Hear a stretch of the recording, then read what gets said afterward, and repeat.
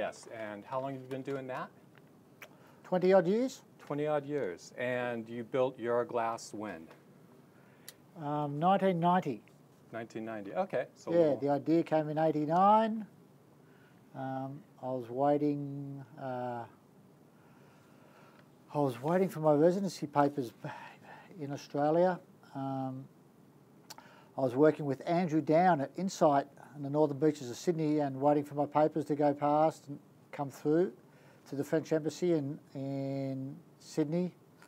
I'd been in France since 85 and just young, travelling back then, and I decided to become legal, get an act, start the business, and yeah, papers came through in mid-89 and come back over here and slowly started to set the business up and yeah, started this little surfboard factory back then. It's quite a factory. It's really impressive. Now you have ties to Quiksilver. How did that come about? The relationship between Euroglass and Quiksilver, Quiksilver and Euroglass. How does that work? Today I'm very fortunate to have I have the global license for Quiksilver and Roxy's surf accessories and surfboards globally. So it's yeah, I was very fortunate that it's a multi-year licensee contract. So I produce, develop, and distribute and sell those products globally. So it's along with each of the shapers that we have, which go under their independent names.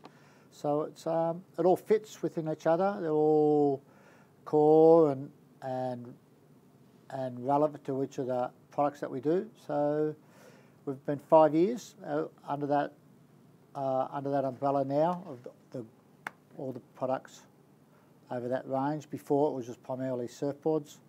I had the Channel Islands license for 20 odd years until they were bought by Burton. So yeah, it's doing well. Now, how is that business relationship with Quiksilver different in France than it would be in Australia, where you have, I know here Rip Curl has their Odyssey surfboard shop and Billabong has one. Is that a strictly European business model? The license is global. So, and then with headquarters being here in Hossegor, we manufacture and distribute. So we do our own sales. We have our own independent sales force. We distribute all the products directly, wholesale, retail, vertically through e-commerce as well, and then outside of the European continent, we have distributors all around the world. Quiksilver themselves distribute their own products through APAC and through the Americas, and then we have some independent distributors through Japan, Taiwan, and some other independent countries. Okay, and let's talk about France as far as doing business here. Is it quite different than it would be to do business in Australia? Are there certain hurdles you had to overcome that maybe you wouldn't have to address if your business was in Australia? Being a socialist country, I think with workers' rights and the structure of administration here in this country is a lot different to Australia, where you can just go along and have no obligations to employees with working contracts and so forth. So it's a little bit different here on that side of the business. You need to set up a business structure that can transcend a 12-month period going through. You have to be assured of having a responsibility so much to your workers to go forward. You just guarantee yourself in the downtimes of business. So it is a little bit different. But then on the other side, you form a good team. You work together more as a unit.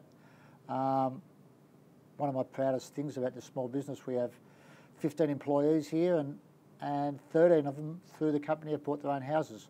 So it's that's probably one of my proudest aspects of the small business that we have. And I don't think that you get that in many other countries around the world. I know not so different a little bit in Australia and the Americas.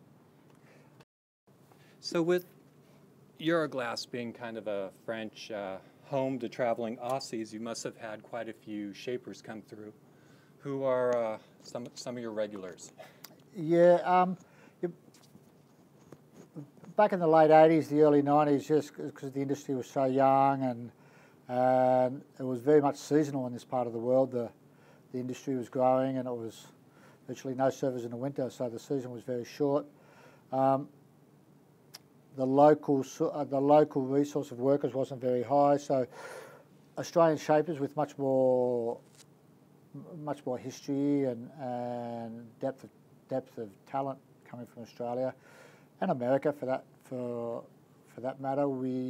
I had an abundance putting their hand up to me going, "Hey Bally, can I come over for the summer and shape some surfboards?" So it was great. We had the likes of Gunter Ron, Greg Brown, Pat Rawson, like some amazing talent come through.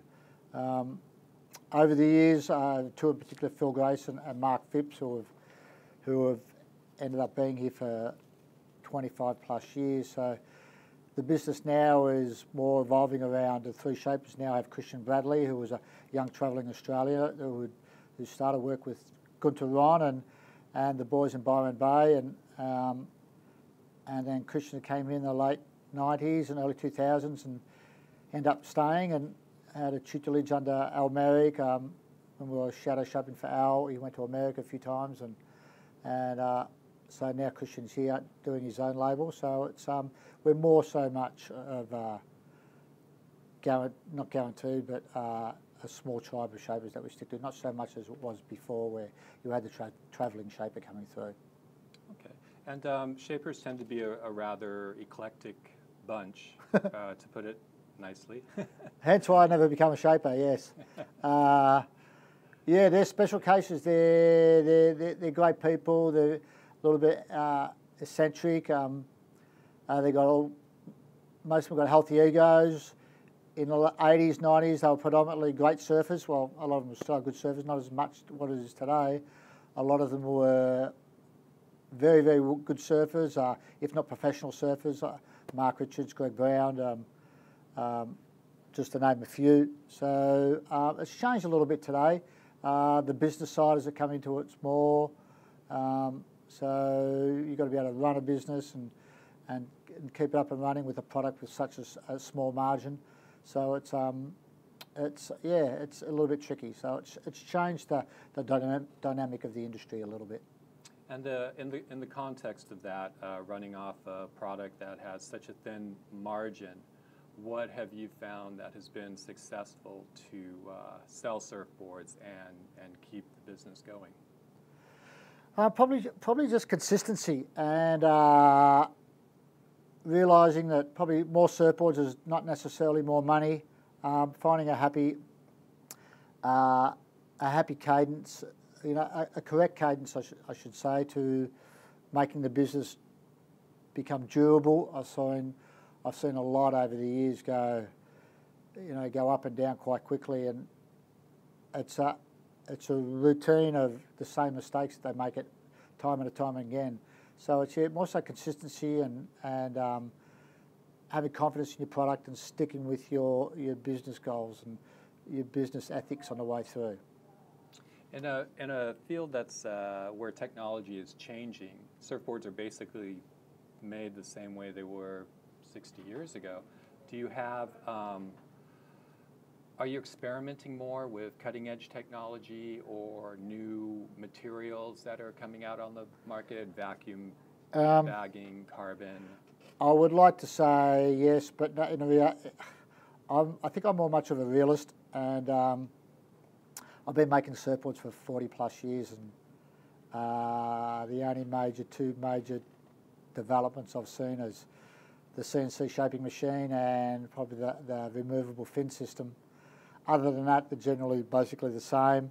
It's very labour intensive and labour is expensive, so I'm going to be retired in hopefully a dozen years or so, and I'd like to see, unfortunately not, I think people go the wrong way. I would rather see more with facilities of surfboard manufacturers, a shaping bay, a glassing bay or a sanding bay that is good for the environment, that looks after the workers' health and working environment, more so than going down roads of futuristic, eco-friendly products and technologies that I really haven't seen any of them take over the market yet. And I think the surfboard industry probably jumps ahead of itself instead of addressing the problems that are still, they've been here for the last 40 years and haven't progressed at all in the last 40 years.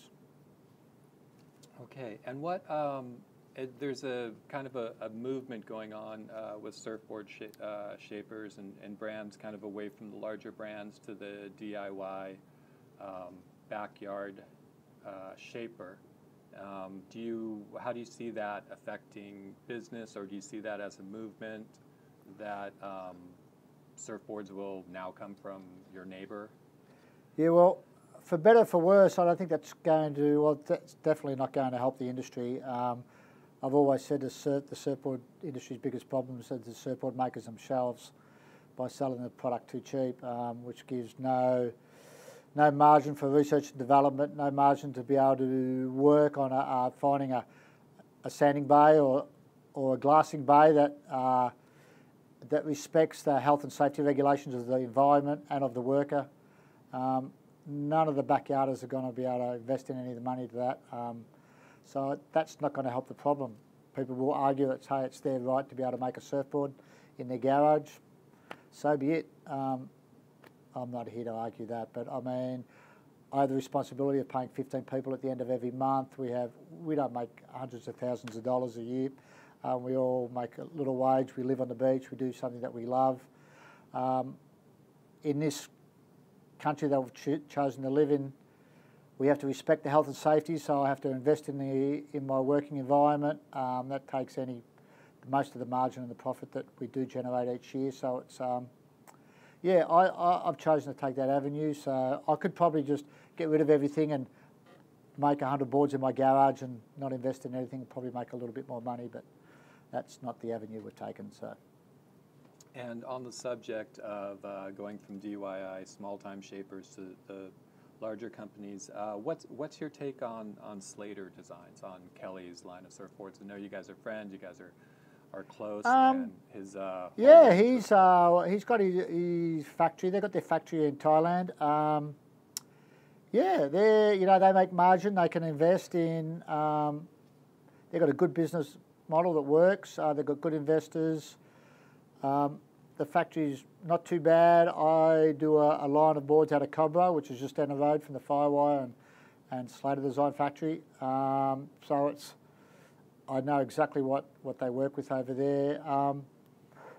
Yeah, they do a good product. I think they're giving a good service. There'll be business ethics that I don't agree with, but hey, that's business. I'm not one to say they can and they can't do. He's selling out. He employs a lot of people. He looks after a lot of people in that business. I know they put a lot of money back into research and development of eco-friendly products. So yeah, if it wasn't Kelly doing it, it'd be somebody else. So I mean, hey, he's dedicated his life to surfing. Surfing has given him many great opportunities, and why shouldn't he take it? And on the subject of Kelly, you've spent years with him, preheat and everything. You've had some good stories. I'm sure you've had some good times with Kelly, some amazing stories. Could you share with us one of I've been very fortunate to spend a lot of my professional career with Kelly. With my job at Quiksilver, looking after the team for the last 20-odd years, we were fortunate to travel the world and have many great experiences. He parted ways with Quiksilver a few years ago out into his own adventures, business adventures, which have been, as you know, highly successful. We've remained very close friends during that time. But yeah, we've had lots of great time, but trying to get him up in the morning to get to surfing heats, to meeting very many famous celebrities, and with him it's been a blast, and it's not finished. And I think the best time was always having a game of golf and taking $5 off him, which doesn't happen very often. But no, it's been great. Okay, so you've been So that goes back to your role as a coach, and for some of the best surfers in the world. Can you draw any parallels between coaching pro surfers, coaching surfers before a heat, and running a business such as Euroglass? Yeah, I think very much. That was the biggest lesson I learnt when I went into business for myself, was working with people, looking after people, and trying to get the best out of people. It's like any person or any factor in life, you only get out of something what you put into it, and people are no different. And it's like, the more attentive you can be to somebody or something, it's the more reward you stand to get back. So they're very similar, and pro surfers are no different. They're people. They're finding how they react the best, at what makes them perform the best, make them feel good about themselves, and give them the best possible chance to perform. And a small business is definitely no different, to be able to make your workers feel, the people who help it survive, make them feel good about themselves, and make them create a good product, and make the whole business go forward. All right. So we'd also like to ask you, in business, you must have come close to going under a couple times. What was that experience like, and what did you learn from it? Learned to work hard. Learned to work hard and not to be too greedy. Always try to have a backup plan, just in case, a parachute, just in case if that ever did happen again. The first time was in '96. To follow the economy a little bit more, world affairs, especially in Europe, where there's so many countries and so many, at that time, so many countries and currencies at play. It was before the Euro, so there was things that, not ever in my wildest dreams as a young boy back in Australia, that I was thinking I was inadvertently playing with currencies between the pound and the franc and the Spanish peseta and the US dollars, and but yeah, it was a humbling experience. The surfing industry, was just starting to go boom, and it was very labour intensive, and I fortuned into some offshore manufacturing in Asia, and pre-booked boards in US dollars, and had them in francs, and the pound went down and the franc went up and the dollar went down, so it was like spiralling a thing. And my small little business didn't fare too well at the end of it, so lost my house, had to move into Pierre and Yes at the time, gave me the warehouse cubby hole at the bottom of his warehouse, so I moved into that, and just went back to the roots and got it back, paid all the money off that I owed people. So it was an experience that I took for my entire life through business. So probably why I'm still here today. And on the subject of that, on the subject of having downs and learning a lot along the way, if you could time travel and give a young Stephen Bell advice, what would you say? Keep on working. Just work hard, and when you think you've worked hard, everyone works harder. Hard work pays a long way. You're going to go through ups and downs all through the life, and my only advice to a young boy would be just work hard and be fair. And it will. If you don't try the first time, try again. And if it doesn't work that time, try again. It will keep going. At the end of the day, it's only yourself. So you've only got yourself to win, or you've only got yourself to lose. So it's something that's in your hands. And with the roller coaster ride at Euroglass and ups and downs, what would you say has been the highlight of all your time here? A moment, season, just something that you look back on and you say, wow, that's the pinnacle of what I've done with Euroglass. On the business side of things, probably building this new facility was quite good. The opening of it was something that really gave me a sense of being that took it out of a small cottage, backyard surfboard factory into something more state of the art. My brother was a computer engineer, so he came over here and gave me a lot of help in setting it up. And I'd always had a dream of having like a Formula One factory. I mean, surfboards don't have to be dirty. People just thought, because they always were, and it was just a small industry, people thought that's the way it is. But fortunately, I've changed that, and every time we have a group tour through here of school kids or surf school or something, it's very pleasing to see that people look at it and see it go through. So no, that was probably one of the highlights. Awesome. Okay, so we're gonna wrap it up. Yep. And thank you for your time. You're welcome. Thank you. No I know problem. you're really busy, and you're out on the Gold Coast soon. The new WSL tour starts in pretty soon. So yep, back on the road for another loop around the world. Now, when you're looping around the world, you're at every event. I do all the 11 stops on the world tour. So it's something I've been very fortunate to go with my business back here at Euroglass. I can see the markets globally, see any tendencies that's going on. So it gives me a great advantage in the business world to go forward to just to keep that little edge on the market. Okay, awesome. Thank you for your time. You're welcome. Bye bye.